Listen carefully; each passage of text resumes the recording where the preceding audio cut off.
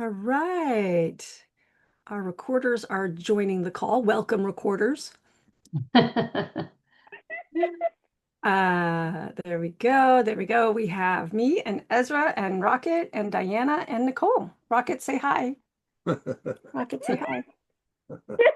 You said hi? Say hi. There we go. Rocket said hi. He's getting all the love. So good to see all of you here today. And for those listening on the replay, welcome. Let's start with our metaphor check-in. And since it started raining here in California, share also 2 to 3 adjectives. One is fine too, but 2 to 3 is also fine, about how you feel, your emotional experience of rain. So just your metaphor check-in, but also some words to describe rain that have some, emotion behind it. So, Ezra, you want to go first? Um, yeah, let's Put see. us in the spotlight. Um, Safe, warm, comforted You feel warm and comforted by being out of the rain. by being out of the rain. Great, great. Thank you for your okay. Excellent. And for your writing, what's your metaphor check-in? Um, um, I'll say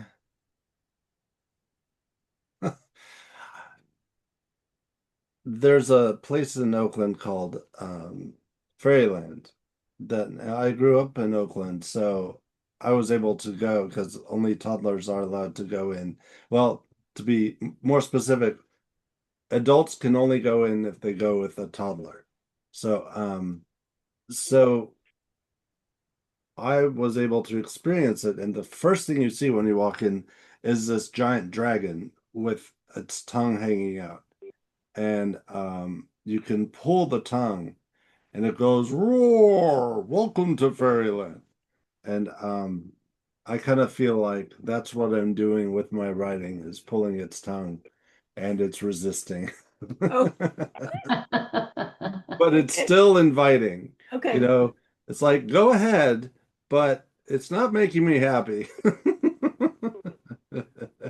Okay. All right. How does that relate to what's actually going on? Oh, it's, it's a little more like pulling teeth. Mm, Um, and just doing bit by bit, you yeah. know. Yeah. And this is my nonfiction. Yeah. Okay. Yeah. Thank you. All right. Diana, do you want to go next? I see the top Sure. of your, I What see, the heck? what the heck? I see the top of your head. Oh, Can we see your face? bend down. Let's see And if I can sit up taller. I'm supposed to have better posture, right? yeah. So, yeah, everybody sit high, sit tall. Um, well, I just went on vacation. I've been on vacation, so I feel like my writing is still on vacation and it is waiting to be unpacked. Nice. Oh, Nice. oh, Very okay. specific. Yeah. And do you have some emotional adjectives for rain? Again, can I see your face instead of the top of your head? Yeah, I'm looking at my notes. Oh, you're looking at your notes. 'Cause Oh, cool. I was writing down stuff. Oh, good. So like gentle, soothing, cleansing, Mm-hmm.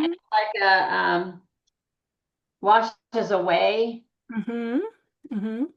Yeah. things that stress you out. I don't know, there's just something about the rain makes you calm and relaxed and melancholy, and you just kind of like, okay, it's a good day. Yeah. Oh, So lovely. that's what it does. Yeah. Thank you. That's lovely. And Nicole, what's your metaphor check-in for today and your adjectives about rain? My metaphor check-in is a creative margarita. Creative margarita. Nice. Wow. With no walnuts. Yes, no walnuts. I would agree with that. Yeah, I don't think walnuts would work well in a margarita. Yeah. Yeah, that's why we want no walnuts. Do you Right. drink margaritas? I do, and I just had one yesterday with a friend. We went to this Mexican restaurant, this Mexican restaurant, and I had one, and I was telling her, that you and we were meeting today, and had mentioned to her about creating like a side story to the one that I'm working on, or a prelude. And so she has suggested that I take a dive into like the history of women's suffrage and transgender rights, because that's kind of what my prelude would be, focused on. And so I didn't do research on that yet, but I did chat with Chat GPT and came up with some ideas for a prelude. So I'm working on revising that and gonna insert it in probably for next time when we meet. And so that's what I got to say for the metaphor. Yeah. And as far as rain, I guess it depends on if it's a cold rain or a warm rain. If it's a warm rain like we get out here, it's fine as long as it's no lightning. Yeah. Yeah. But if it's a cold rain like we would get in Michigan, I don't like a cold rain. Yeah. So, how about a few adjectives that express how you feel about the rain where you live? um, I guess warm. I guess. Yeah. Do you like it? Yeah. Is it like soothing or calming or exciting or Um. Um. I guess it's calming. I guess. yeah. Okay. Yeah. That's great. Thank you so much. I guess I will do my metaphor check-in. Uh, let's see. So writing wise, I feel like I am beside a waterfall that is trickling down the mountain, steady and dependable, but it's not a huge, it's not the rainy season to this waterfall. And so everything is just trickling, but it's moving and and that feels good. Uh, and and my rain, let's see, my rain adjectives, bracing, thrilling, relieving, because I'm so happy to be getting rain also. Yes. Excellent. All right. Everyone did their metaphor chicken. That's here. Chicken. Even Rocket gave his metaphor chicken. I missed it. What was it? He just meowed in his, he has a meow that is kind of like, pet me, I'm adorable. So that's what he did. Versus his other meow that might be feed me or pet me like right now I order you. He has a vocabulary. It's quite interesting. And every once in a while there's a very like complainy meow that will come out of his mouth and seem to last for like 5 minutes. Not that long. Yeah. Yeah, like that. Right, Rocket? Oh, he's cleaning himself. All right. So great. Let's do some free writing. I have a prompt for y'all. Let me put it in the chat. And for you, Nicole, you're welcome to use whatever you want from this prompt or just do what's next on your story. All right, prompt. I'm going to type, oop, there it is. My keyboard's waking up.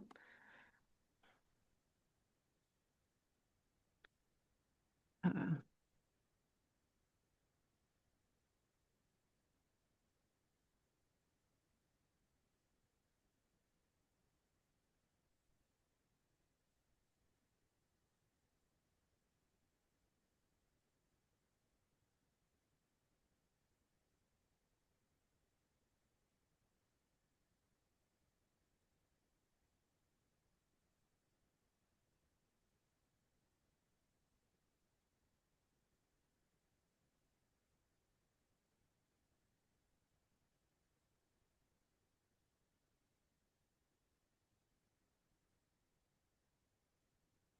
All right. So here's the prompt, and I'm going to read it and then I'll post it. I'll post it in the chat. From your point of view character, have them talk or think about their favorite food or worst food, up to you, but something they have strong feelings for. And then, so you could either take a passage you have or write something new. And then also, bonus, integrate into your writing a sound that you hear around you right now, a random sound, but have it make sense in the scene. Or maybe you're inspired by that sound. As always, these prompts are self-selecting. You can do whatever you want. All right, so let's do 6 minutes since we have a small group, and or 6 minutes, 7 minutes. Let's do 6 minutes and do some writing. Everyone good? Any questions? Yep. Okay. All right, see y'all in 6 minutes.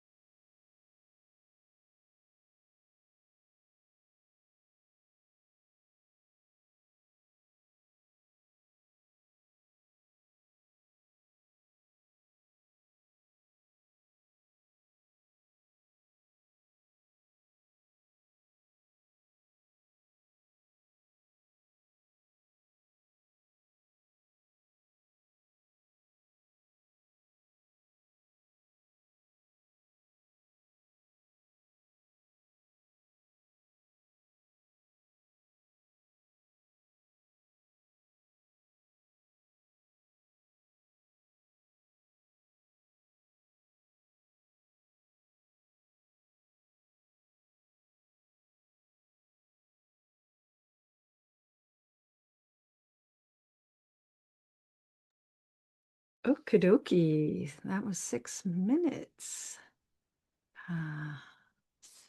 So I'm 30 characters over. How about you? I managed to get it all in. All right. As Diana comes back in and posts hers, it looks like as you posted yours. And oh, Diana posted hers. All right, awesome. Let's check in with Nicole. Nicole, how was that? Did you do some writing? Yeah, I'm thinking to include this as part of the episode 0 where he's eating and he's realizing, oh gosh, I have to actually stop eating this delicious tea apple pie because I've got a speech to prepare for. Nice. Oh, I'm so glad. Yes, yes, yes. Excellent. I look forward to seeing that. Oh, Great. Ezra's gonna other read stuff. Yeah. Are you writing something for a book that's already published? This is for the last Alice book that has not yet Okay, been good. published. The issue is I forgot to mention food. That's I totally I fine. remembered sound and scent, but Uh-huh. Yep, okay. that's fine. It's just a prompt. Alice strode to the university administration offices along the path between two grassy lawns. The path could have been straight and practical, a fast way for students to get to their next class. But the university wasn't designed for practicalities. It was designed to lure in new students, appealing to their parents' ideas of what looked quaint and charming. The clatter of hammering echoed along the courtyard. The administration building was undergoing renovations for the new school year, the upcoming invitation for prospective parents to see how gorgeous the campus buildings were. A heavy-duty grass trimmer chomped away at the fields, spewing diesel engine smoke into the air. But even the polluted smoke couldn't take over the sweet scent of the freshly cut grass. Good. If things worked out as planned, the scent of the grass would be the last thing the dean would smell before getting fired. That's fun. I like it. Nice description of setting, by the way. Good. Yeah, great job. And since scent is also taste, you got the taste going on in there, right? Yeah, Yeah. it kind of reminds me of a nice, delicious grass pie without the almonds, Uh, without the walnuts. uh-uh. The coffee was too good to be true, thought Janie. How could that be? Did the Lumerians steal coffee shipments from traders in the Soul? Or did they have some finicky coffee bean plants in their amazing hothouses? Or since it didn't taste exactly like coffee, but smokier and more chocolatey than she'd ever tasted, was this coffee actually made from some other source? She looked up from her breakfast to ask her fellow table mates, but just then a bird chirped, and then another. Suddenly, a flock of parakeets and sparrows and other small birds she didn't recognize fluttered into the cafeteria in a beautifully coordinated swoop. No one seemed to take any notice, only kept up their eating and drinking. Then Isabel rushed in, hands fluttering like the birds, gawking at the birds on all the signage along the walls, and some hopping on tables and on the floor, pecking at scraps. Isabel stomped her foot. Who let out my birds? Henson rushed into the cafeteria, hands on his knees, catching his breath. Sorry, Itzy. Thanks. I don't know if I'll use it, but it's kind of fun. All right, Diana's. So this is a new story Diana's working on for a cold reader magnet between the pages. So she used these characters. Claire cradled the cup of coffee between her palms, letting the steam curl upwards. She'd skipped the scones today. Her own pastries had been her comfort food for years, the flaky, buttery kind that Thomas used to tease her about, saying she loved them more than him. Maybe she did. At least scones never left. Outside, the steady thrum of a plane caught across the rain. She tilted her head, listening as it droned overhead, growing louder for a heartbeat before fading. How many people were up there, racing toward new beginnings or away from old mistakes? Her lips twisted. Food, planes, books, all of them carried memories, some sweet, some bitter. And right now, she wasn't sure which taste lingered more. Hmm. Wow. Really good, Diana. Oh, love it. Fabulous sensory details, really bringing us into her internal experience, really directly. Yeah. Really nicely done. Thanks. Yeah, wonderful. Great. So let's dive into, does anyone have any questions before we dive into the lesson today for, yeah, for the thing, for food. We're gonna do food. Nothing from Nicole? Nicole, well, yeah, she checked in at the beginning. Sorry, you might have been busy pasting your stuff. That she incorporated some food into a scene. Um, it's hard for her to share with us what she writes. Okay. It's on her screen reader. But we're going to actually look at Nicole's edits today. But before we do that, let's do our exercise, our lesson on food. Everybody ready? Yep. Mind like moving the chair up and over just a smidge there. How's that? Yeah, so I That feel good? like we're on the kind of Yeah. the same. Otherwise, I'm like way up here and you're way back there. We could do musical chairs where there's one chair and then I'll play a song and then no. Well, it's like you were doing 3D. Ooh. What was that? It's like you were doing a 3D scene, like getting closer to the screen and then backing away. Yeah. Oh, yeah. All right. Here we go. All right. So I have got our exercise lesson today. Why am I blanking here? You put the lime There in we the go. coconut and shake it all up. All right. Can y'all see this? Yeah. Screens. All right. It's up at 200%. Great. Today we're going to talk about food and food systems suggested by Nicole. Thank you so much, Nicole. And I thought, sorry, I just realized I needed to make a note, making a note. So we're going to talk about why food systems matter. Then we're going to do some brainstorming. I have 5 topics to brainstorm on. And then we're going to do another writing exercise. And then my sources have been cited here. And here's my little icon image that I made, food and food systems in your science fiction and fantasy, and all the fiction that you write. So let's talk about why food systems matter.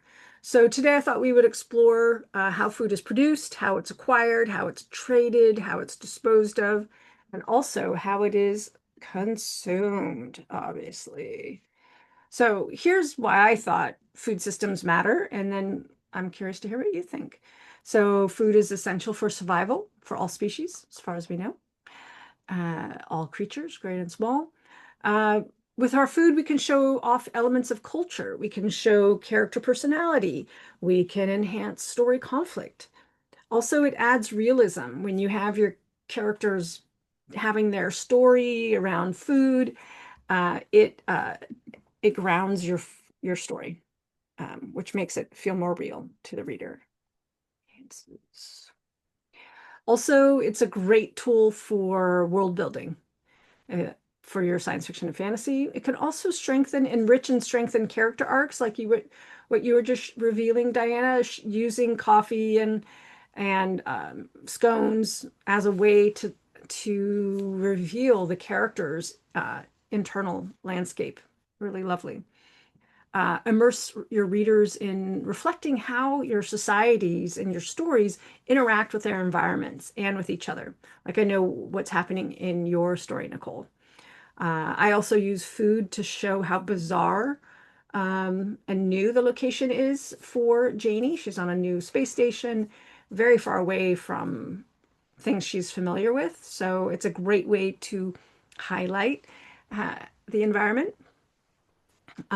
Especially when food is central to your story, you can really enrich your story by knowing, of course, all the details. I read a fabulous fantasy novel in which the main character is a chef, and of course, food is super central. That was so great. Um, Also, how food shapes your characters' daily lives, their choices, their relationships. Again, same thing, adding realism, grounding your characters in believable worlds, especially if you're writing about a story world that is unfamiliar to our ordinary world. You can also do broader things like reveal social structures, economics, resource scarcity, which can enhance power dynamics and, of course, play into your plot, play into your characters, actions, reactions. You can showcase technology, culture, and, as I mentioned, power dynamics. So what else? What else? What is important about bringing food into your stories, your own and ideas? Ezra? A lot of conversations happen over food. Oh, yeah. Oh yeah. Yeah, so true. So true. Yeah. It's a central, I know a lot of fun, especially romance and women's fiction, like especially the ending scene will be when everyone is together around the table. A really fun movie that we enjoy, Avengers, has the shawarma scene at the end of the um, movie, which is so fun. Yeah, lots of conversations, both important and trivial, right? Um, Yes. Travel, trivial. You know, bonding can happen, bonding or breakup, Mm. right? Can't tell you Or how a lot of internal, depending on what you're writing, you can write in the internal thoughts many. and bring out more conflict or less conflict or decision makings and all that kind of thing. Yeah,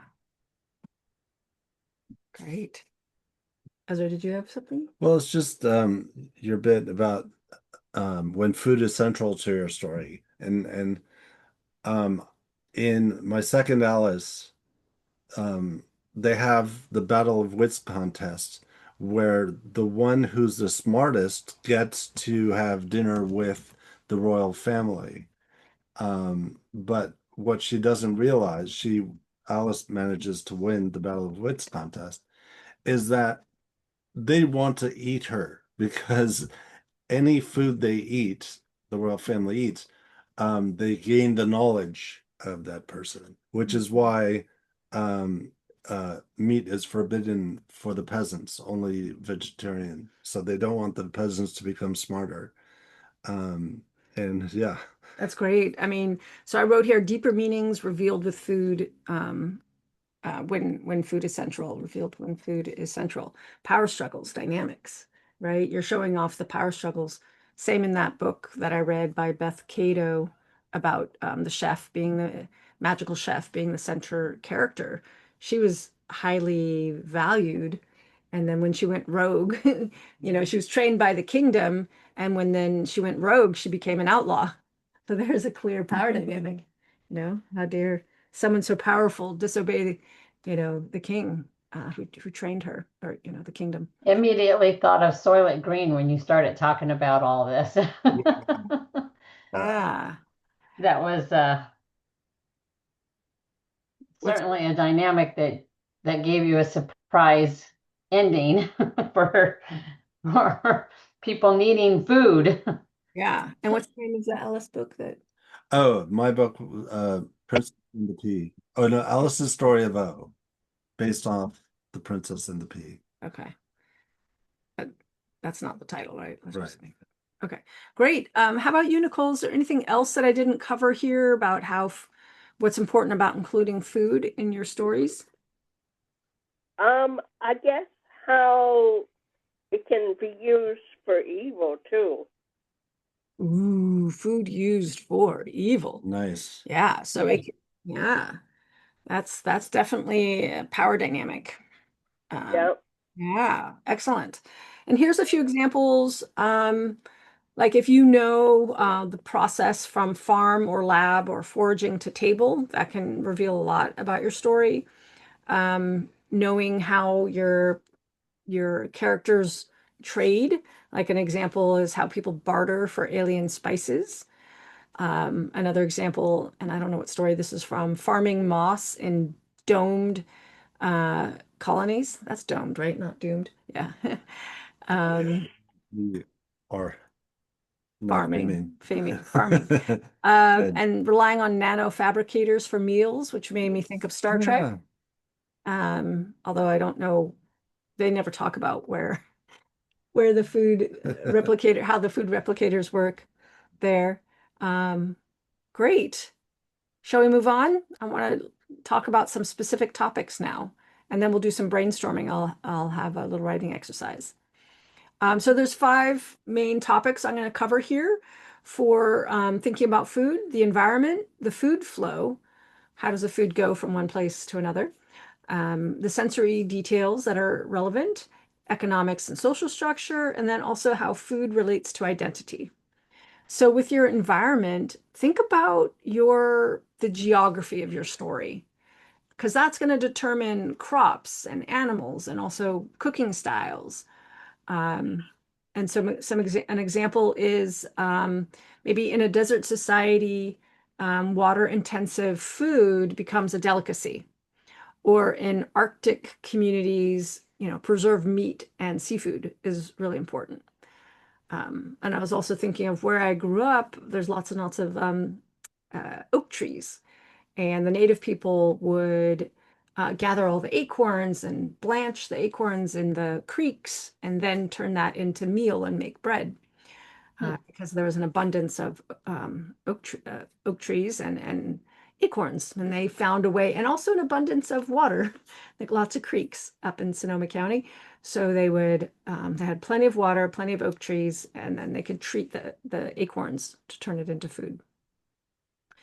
So think about that. Next, think about the food flow, meaning who produces the food and how is it distributed to your characters. There's trade routes. Maybe it's hard to get food to the people. Also, hierarchies, who gets fresh food versus who has to rely on staples. Um, Also, is if there's any magic or futuristic tech, how does that affect how people eat? Like we love watching Star Trek. We've been watching the animated Lower Decks. And I was just thinking of this funny moment where our one of our main characters is at the food replicator and he keeps asking it to give him food, but because it doesn't remember his identity, it keeps giving him the wrong thing. So if you have a highly tech culture that relies on some kind of, it recognizing you and you've left and come back and it's like, we don't know who you are. We're not going to give you what you want. So that was that was a silly moment. That was a really cute moment. But it was also something we've never seen before where the technology is keyed into individual's identity. And if it doesn't recognize you, then it can't give you what you want. There's also a movie where it's not Heaven Can Wait, but something along those lines where um a man goes to, like, it's kind of like before heaven, they sort out which level of heaven you get to go to. And he falls in love with Meryl Streep, and Meryl Streep is already high on the chart.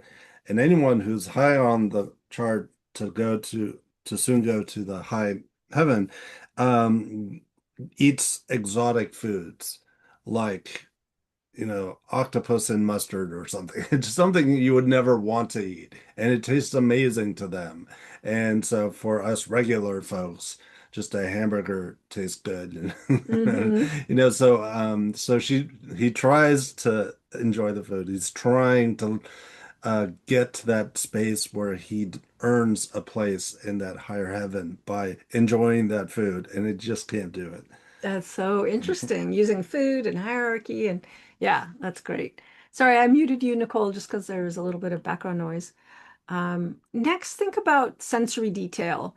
Um, there's, of course, the taste of food. There's always we can totally spend a lot of time in our fiction talking about the taste of food, but there's also the preparation and what that's like, the serving customs, the marketplaces, also disposal methods.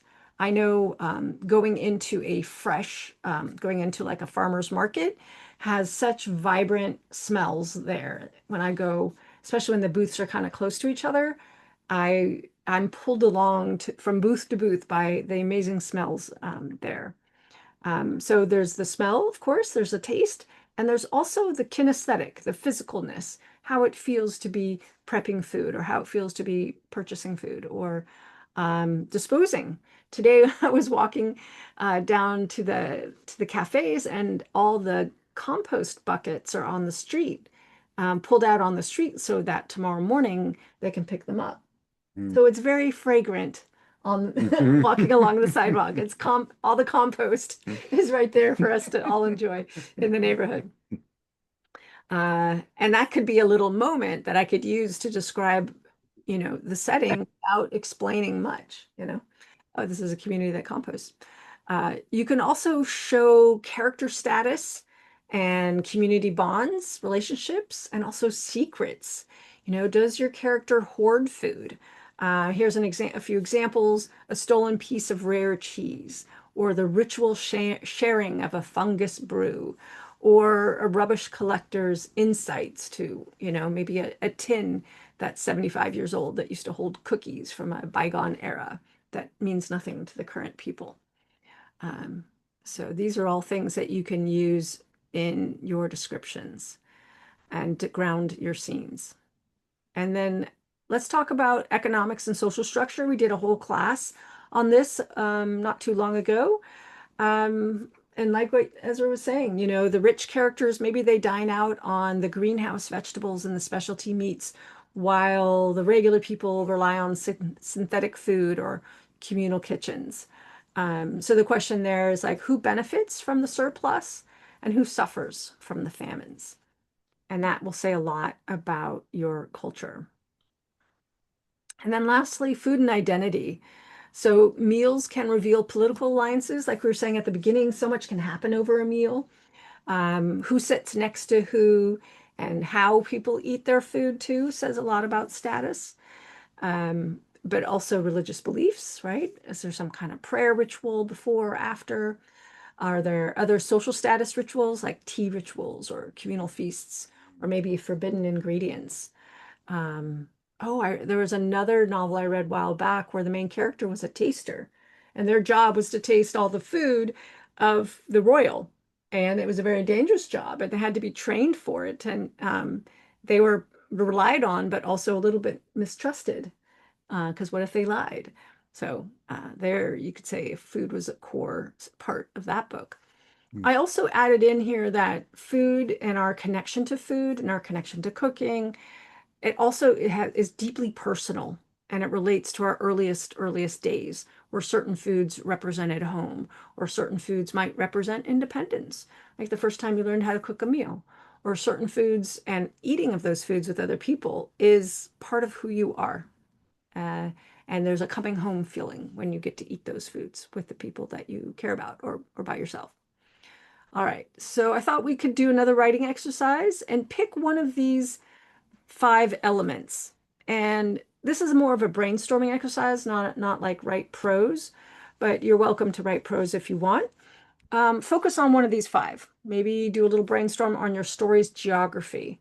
And where is the food made? Where is the food sold? And how long does food have to go, travel?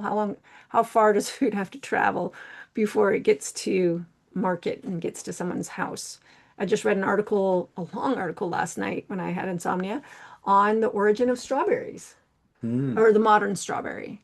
And basically, Europe had strawberries, but South America had bigger strawberries. And a French spy who was in Spanish colonized territory in South America found these strawberries and smuggled them back to France. And then they started and planted them in Versailles. And then they started naturally crossbreeding with the strawberries planted in Versailles. And that's evolved into the strawberries that we have today. And of all the fruit, strawberries is the hardest to transport. You can't freeze it. You can't, there's all these tech things people do now to preserve most of the fruits as they travel distances, sometimes very big distances to market, but strawberries are very picky. So anyway, I spent time reading that last night. So that was interesting. So you can focus on geography. You can focus on the food producers and who produces the food, who gets the food to market, where do people buy and consume food. So that might help you, Nicole. Also, or you could do a sensory list. You know, how does it feel to make food and cultivate food and buy food and consume food? And this is heavily sensorial. Use your five senses. Really, there's 21 plus senses. And write from the point of view your character for all of these. What about social economic status around food? The have and the have-nots. You know, how does the power dynamics, how does that show up in your story? Or you could talk about how your character sees food as identity, or their beliefs are wrapped around it, or status. There's a lot to focus on. So pick one thing, and I'm gonna see if I can put this exercise in the chat. See, pick one. Pick one and brainstorm. All right. Any questions about this? We'll do another 6 minutes. We're doing great on time. Nicole, do you know what you want to focus on?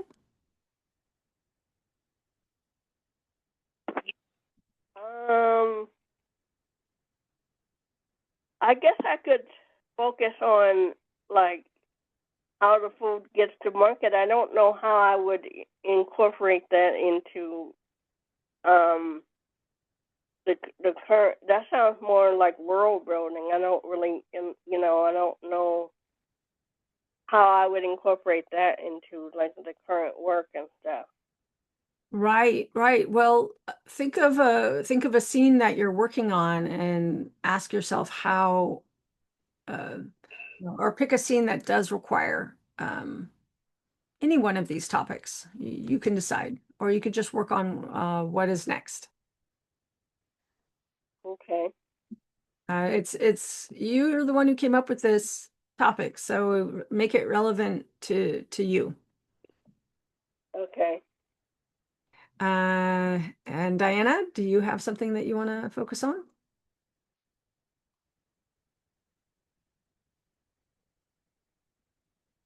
I guess it's a yes. I guess I am muted. Oh, you're muted. Yeah. Okay. Yeah. I was reading over there. Maybe it could be number 4 or number 5. Okay. Great. My current story. Sounds good. Sounds good. All right. I'll see you all in 6 minutes. Okay.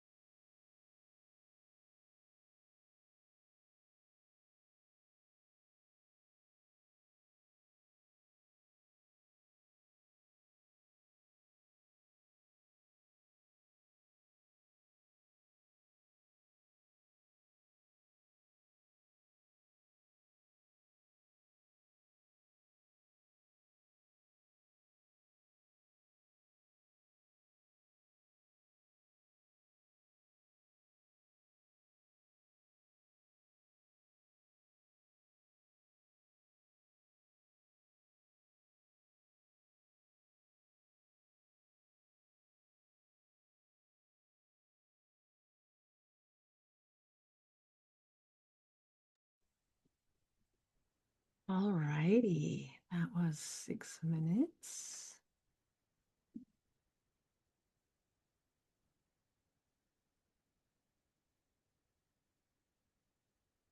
Just paste yours already. Mm, There we go. very good. I wanted to paste mine together because I went over a little bit again. Yeah, okay. Yeah, so that was interesting. Okie dokie. So how did that go? Diana, before I get to you, Diana, oh, have you posted yours yet? Yeah, Let's see. still Posting yours? Okay. Nicole, how was that? Did you do some work on your current story? Yeah, I haven't figured out I'm still kind of working on this scene, but I haven't figured out, like how the food would go to the market. I mean, I know they have like different, so they have market triangles, market circles, and market rectangles instead of like market squares. Cool. Oh yeah. Okay. So you're doing the geography. That's interesting. nice. Yeah. Yeah. Good. So I haven't figured out how does the food like, I know they have like different plants and stuff like key apples and ginger apples and different things, but I haven't figured out like who gets them and And who doesn't? right. Yeah. And also, where are they grown? Are they near the villages? Are they far away? And how do they get to market? I guess it depends on the. I mean, I haven't figured that out either. I guess I'm thinking most of the villages would have have them, but then of course some fruits are dangerous. So like they have biting apples, which they're using. They can use them. They can't eat them because they literally will bite people, but they can use like them for other things, Yeah, like what? like menstrual products, like for pain and stuff and different stuff like that. Okay, for medicine. Yeah, Mhm. That's great. Neat. So maybe those dangerous biting apples, you said, have yeah, a tall fence around the orchard. That, or maybe they have guards, or maybe they have special people who pick them and handle them and turn them into medicines. yeah. I'll have to figure that part out. Okay, good. Well, it sounds like you're making progress. Yep. That's great. That kind of makes me think of how cobra venom is good for medicine, some medicine. So they have trained people grab the cobra and Oh, yeah, that is true. Yeah. yeah. You might want to look for ideas into things like that. Yeah, that's great. Okay. Yeah, Yep. good. Great. Thank you. Okay. Um, Great. Ezra's going to read loud stuff. Great. Alice raced off the street into an Irish pub. Green neon signs plastered the walls, glowing shamrocks and leprechauns danced in front of steins of beer. The dean stormed in holding a hatchet. Quick, she had to hide before his eyes became accustomed to the low lights. Through the kitchen door, her face was struck by the scents of spiced beef and fried fish and pickled vegetables. The chefs were too distracted flirting with the cashier to notice her abrupt entrance. She found a giant trash bin below the kitchen counter and climbed in. By the approaching sounds of laughing, bellowing voices, the chefs were returning to their preparations. Directly above Alice, an echo of chopping boomed.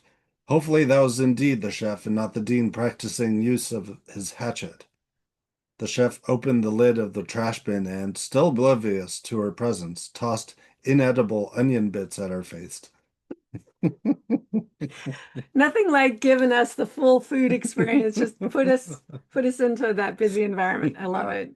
Yeah, that's great. That's great. Thank you. All right, mine.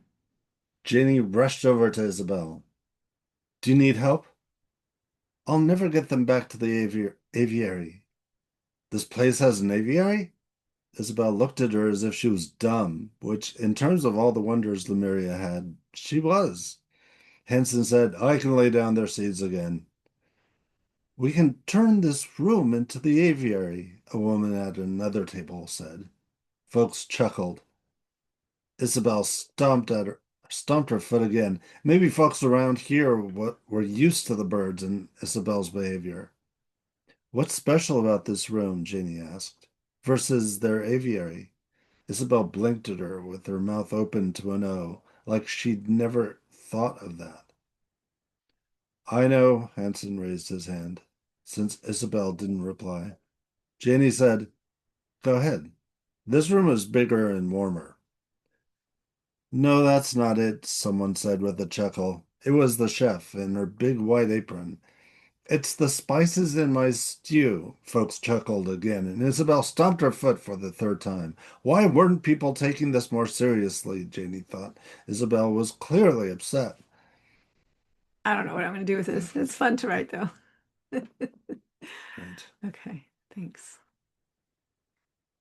Let me see what number 5 was. What does a meal reveal about your character's identity, alliances, beliefs, and status? Great. Great. So because meals in between the pages reveal Claire's inner world. She's a widow who runs a bookstore cafe, and food is both her comfort and her shield.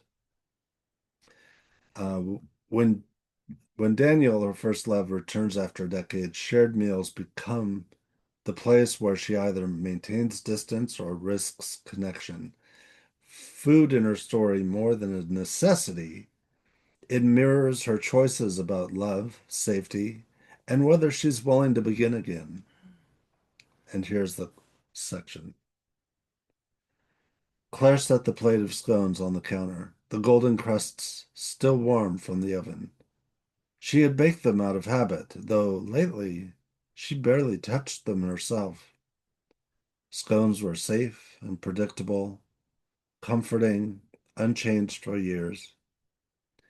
Daniel reached for one without asking, tearing it in half with his long fingers, steam curled upward, buttery and sweet, the smell tugging at memories she'd buried. He bit into it, closed his eyes briefly, and let out a sound too close to contentment. She watched, unsettled. For her, the scones were armor. For him, they were connection. And maybe that was the difference.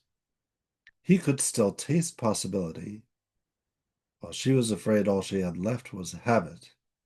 Nicely done. Really showing her reluctance. Yeah. Recalcitrance is the word I want to use. Fabulous. Great job, everyone. So I just want to call your attention to a bunch of resources on the handout. Resources. Some of them are from my podcast, some are from other places. And oh yeah, maybe I should put the word ep here. Yeah, so just want to call your attention and lots of resources here. And someone even made a video, Food is a World Building Superpower. Dun, dun, dun. So that's a YouTube video. So you might want to check out some of these, Nicole, for inspiration. And yeah, great.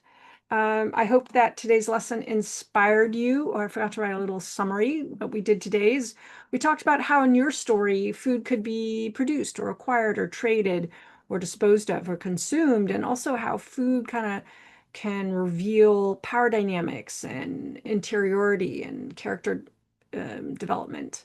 And yeah, your story world. So I hope that helped you flesh things out a little bit. And yeah, any lingering questions, concerns, comments about this topic? Now I want a buttery scone. I know, me too. In fact, I have a scone here, a chocolate chip scone. Yeah. You can have some if you. I don't think it'll be the same. It won't. It won't. It's probably not as buttery. Yeah. Yeah. Anything to add? No. Food is so central to our lives. I think it's a really great thing to focus on when we're working on story because we may take it for granted. and yet it can reveal so much, just like what you've done, Diana. Great job. Yeah. Your story kind of made me think about a lot of the Hallmark movies I've watched that where the main character runs a bakery. And you see her, I'm thinking one in particular, you see her baking things at 4 a.m. That's part of your routine. That's great. Great. So next we're going to look at Nicole's page, actually, that she sent me back a while back.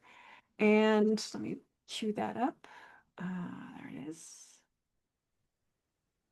All right, I'll hit share. So this is episode 0, Nicole. It looks like a different story. I'm not really sure. A fateful birth unleashing, I think, do you mean to say malevolence? Yep. Well, it's misspelled, so malevolence, I think it's misspelled. Or maybe violence, malevolence. There we go. No? Yes? Cannot spell these days.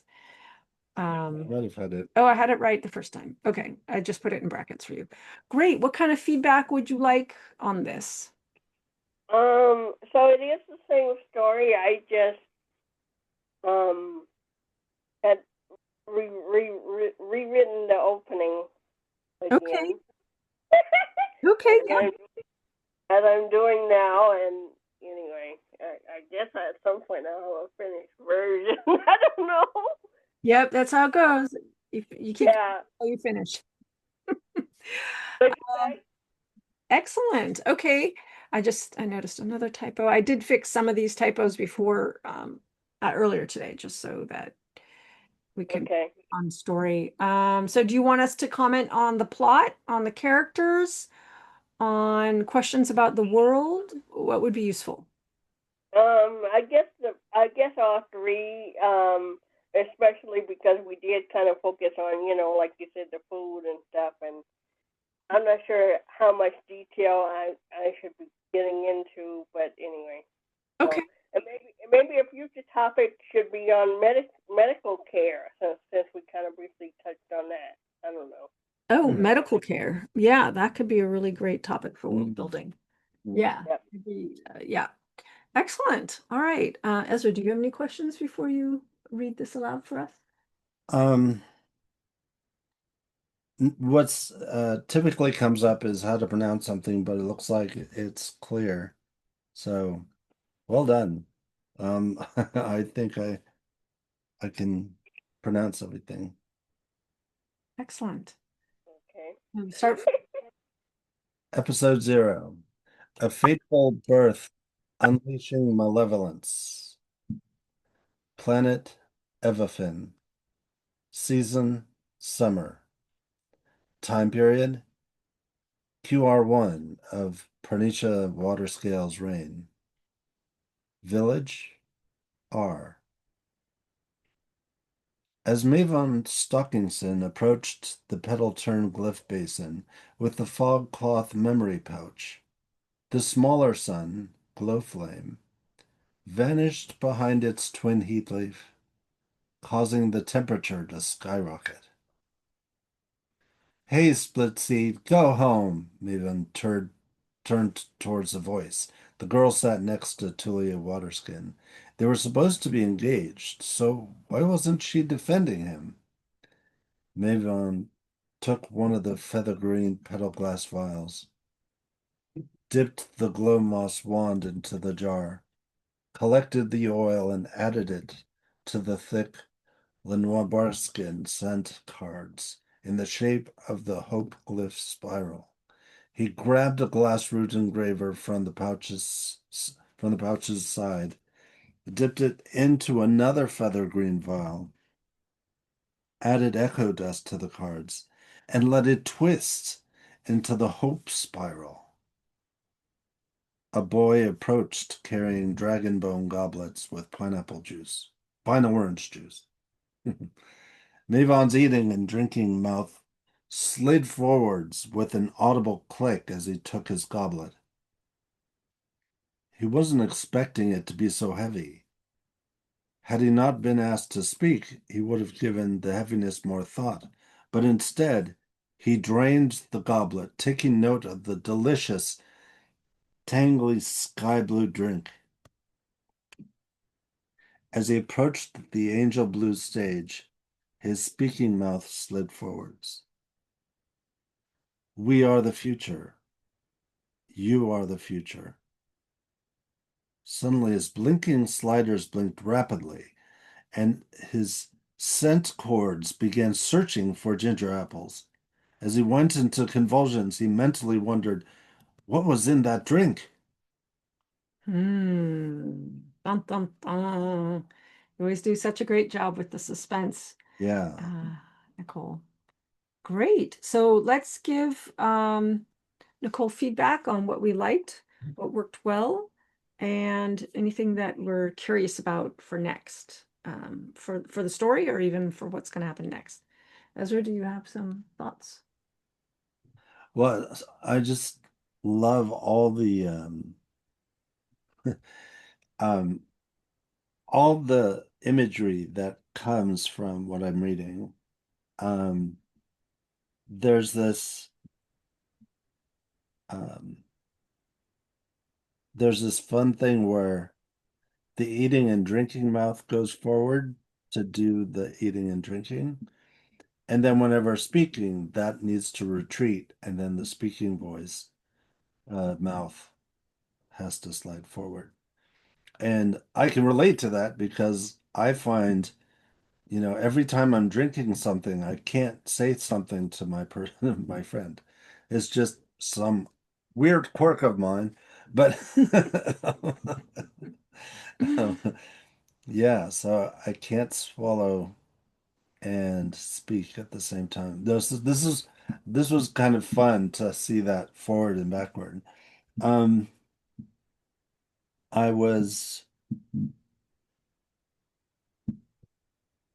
I was a little confused. So there are four people, it seemed. There's Mavon. There's a boy who approached carrying dragon bone goblets with pine orange juice. There was the woman up at the very top who was, Oh, Tulia Waterskin. was that his fiance? I think so. And then a girl who's sitting next to Tulia as well. Mhm. So four people all in all. So- And the very first sentence was by the girl who called Mavon a split seed. Mhm. So what's your question? Of course, actually, I'm kind of talking out loud my understanding of what happened. Um, and I thought Mavon's plan was to respond to the girl, and this whole thing of putting things in vials um, and in pouches and dipping things. I thought that was going to be some sort of um, substance that he was going to throw at the girl or to respond to the girl in some way. Um, and then so it kind of surprised me that in creating all of these things, then a boy approached carrying a dragon bone goblet. Um, Okay, so maybe that comes next. Nicole, will you have the character oh,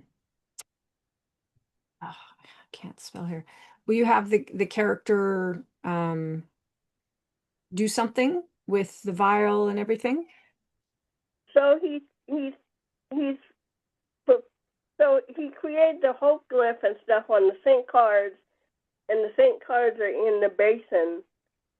So that was what he was doing. What he was creating was the hope glyphs and stuff.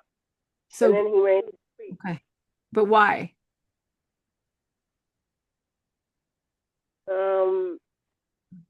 Was there a purpose? Well, it's an equal rights ceremony.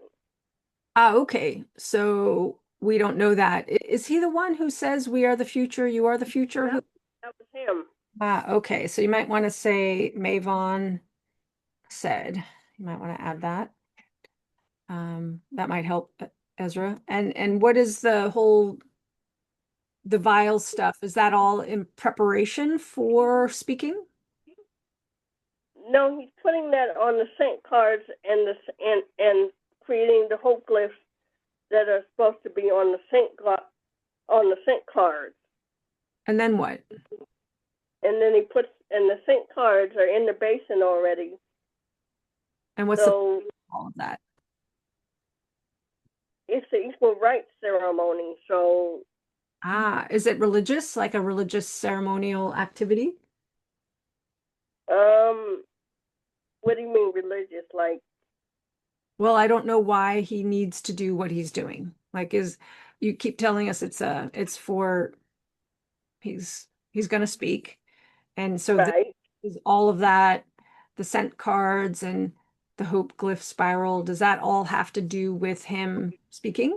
Does he need those to speak? Like, what's the purpose of the hope Well, spiral? they're part of they're part of the equal rights ceremony.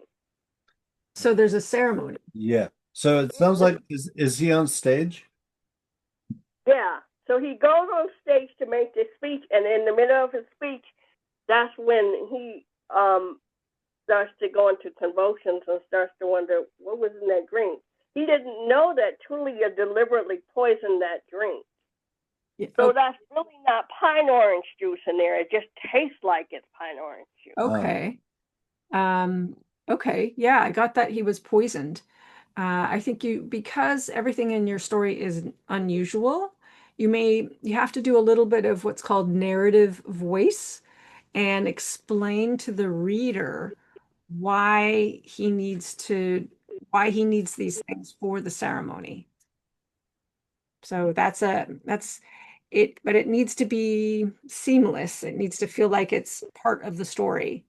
So in it's like one sentence that explain the reason for the scent cards. Like grounding the characters in the environment so that the reader feels like they're in the environment. Yeah, for me, it's what Diana just said. Just if I knew that he was on stage in front of a crowd performing a ceremony, that would be all I needed. Because to be honest, like as someone who's religious myself, I don't need to be told why certain rituals happen.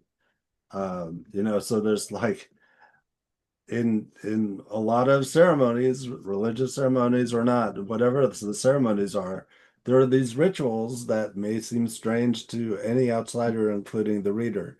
And it's like when in Rome, I'll just do whatever is going on. But Yeah. but I So- do need to know that it's a ritual. So how about something like this in the second paragraph? If you add something that says he stood on the stage ready to speak or something like Or that. ready to start the ritual. Ready to start what is the name of the ritual, Nicole? So when they have these different ceremonies, they go and they place the vials. They pour the vials of the powder and the oil, and they place them in glyph shapes that's supposed to match up with the ceremony. And then they usually have somebody speak at the ceremony. Okay, so you just need to say little things like that, like to begin the ceremony, and then you would say Mavon took one of the feather green petal glass vials. So you can do something like that. Okay. You could even say, it was his turn to speak, for example. If he's speaking, it was his turn to speak, and then you have him speak. So this is a little bit like narrative voice. Actually, I'm going to take this out. Yeah, narrative voice. Yeah, you're right. I mean, I agree with you, Ezra. Sometimes you want to explain, sometimes you don't want to explain. So this is optional, especially at the beginning of a book. You don't want to do too much explaining. You just want to do showing. Great. Well, at the start where it says, "Hey, split seed, go home." Are they talking to the person who's on the stage, or I wasn't sure who that was directed to? It was directed to him. Okay. Yeah, I got that. So he's like up there trying to perform a ceremony, and someone from the audience is calling out, "Hey, Splitsy, go home!" And it's like, Yeah. Okay. So you could add a little So, sentence that says someone heckled him. Hey, Well, that makes more sense knowing that there was somebody on the stage, and then it does kind of naturally feel like somebody is hollering at the person up on the stage. yeah, yeah. But I do want to say that, this is a strange new world kind of thing for me, and it's like this doesn't make sense, but it makes sense in a way that I am learning about this alien world.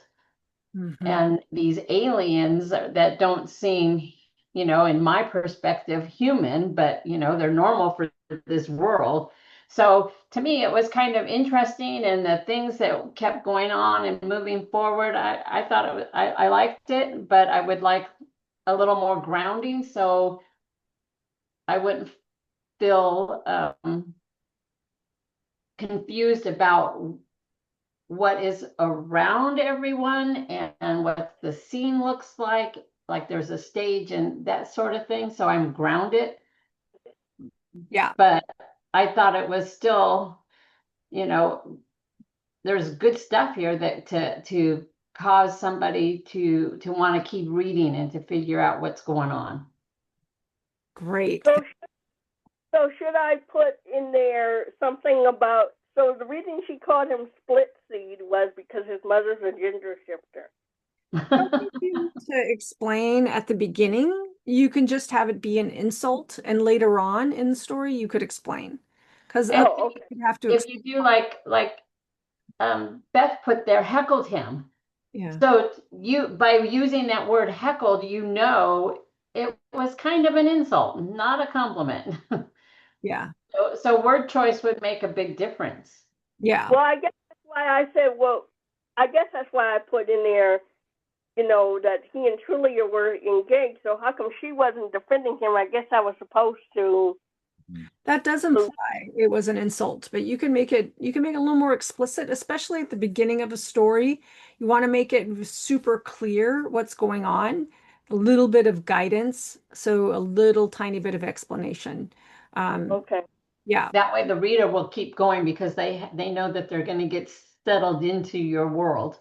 Yeah. I noticed as Ezra was reading, like you were really enjoying the sensory details, that you've really improved on the sensory details, giving us things to see and hear and feel and smell and visualize, and you made the world a little bit more sensorial. There's sensory things going on. So I just want to say that you did a good job there.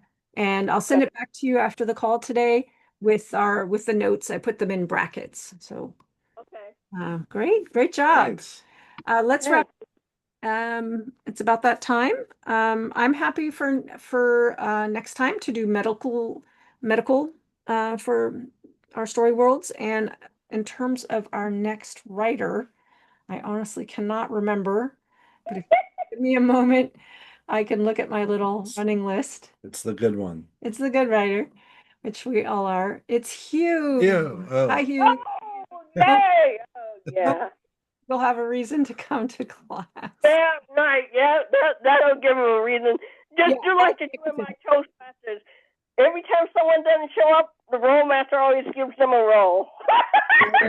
Oh, that's how it is. So let's do our wrap up. What is your takeaway or aha today for our topic or anything that you got from today's work? And also, yeah, go ahead. I guess my aha is to I kind of do need to dive a little more into the food as far as like, who gets it? Does everybody get key apples, or does how is it? Is it because I'm sure there's some part that I haven't worked out. Like not everybody, not everybody gets things, which is, I think, why here in the States, we take food for granted. We just go to the store and go to Harris Teeter, but Right. not everybody can do that. Exactly. Right. Yeah, and especially if it impacts your story. That's so great. Right. So great. Yep. So that was my aha. Yeah. Oh, I love it. Thank you. Yep. Yeah. How about you guys? Um, it was a reminder of more sensory detail, how Mhm. good that is. Yeah. Yeah. Thank you. Diana, how about you? That just validates that, you can make anything important in your story. Yeah. Mm. Yep. You can. Yeah. And for me, it just reminded me that the beginning of my story, where the scene might be that I was working on, needs to be tightened up because I was just playing around with some manufactured drama. That is probably not what I'm going to use. But it makes me think about, oh, how can I actually make it more relevant, whatever I throw in there, because I'm editing. And oh yeah, okay, next steps. Next steps. What I'm editing. What are you doing for your next Writing. steps? Ezra's writing a first draft. Diana, what are your next steps? I'm editing my book and also trying to write a cold magnet. It's a warm up. Maybe you could call it warm up your audience magnet. Warm up a new audience. So it was advice given to me by the ad group thing that I belong to is, because I'm not getting a lot of sales. It's like, well, what do you have out there? Do you have emails? And I'm like, no, nothing. No, nothing. So, Right. Yeah, great. I'm so glad you're doing that. And so next, I'm writing a women's fiction short story. I love it. Yeah. You got a lot of great tropes in there with the baking and Yeah. the what is that? Second chance love, right? Yeah, for the older generation. Yeah, Since my book is women's fiction and it deals with an older couple. So such a great audience for that. And next steps for you, Nicole? I guess I'm adding some more to this episode 0, and then I'm gonna finish the prelude and somehow insert and add that in. I don't know if I want to submit it for my next time. I guess it depends on how long it is, how I end up. Yeah. Yeah. That sounds good. That sounds good. We'll keep that in mind. Real quick, our next meeting is in 2 weeks, October 16th. And I have a book recommendation that I've been talking about a lot that is fascinating. I love reading books about creativity. And there's a book called Primal Intelligence by Angus Fletcher. And I really enjoy that book. I read the whole thing. I've read several of his other books. He's all about narrative, using narrative to help reshape our lives. Primal Intelligence by Angus Fletcher. If you like books about creativity, I recommend it. Uh, any other book recommendations, folks? Reading something they like, watching something, listening to something? Book recommendations? I'm thinking of, was it Forrest Ackerman's book called Earth Report Card, and it was the shortest book ever written. You just open it, it says F. Oh, Earth's Report Card F. Oh my God. Do you have any book recommendations, Diana? Something you're reading that you love? no, not really. No. Are you reading fiction? No, not really. Fiction. Everyone needs to read fiction. Ezra's reading a book aloud to us that I think is awful, but mostly it needs to be edited Yeah, and it needs more conflict and yeah. drama, and it's kind of boring. And it's not even the setting isn't very good. So I spend my time listening and critiquing it in my head.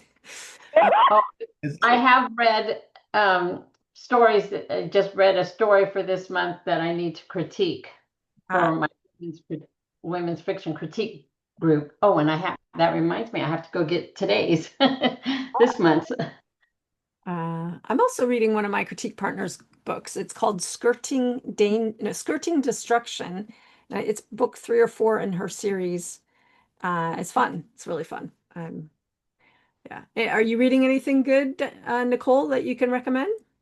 Gosh, what am I not reading this? Right, just pick one uh, to recommend. okay. Oh gosh. So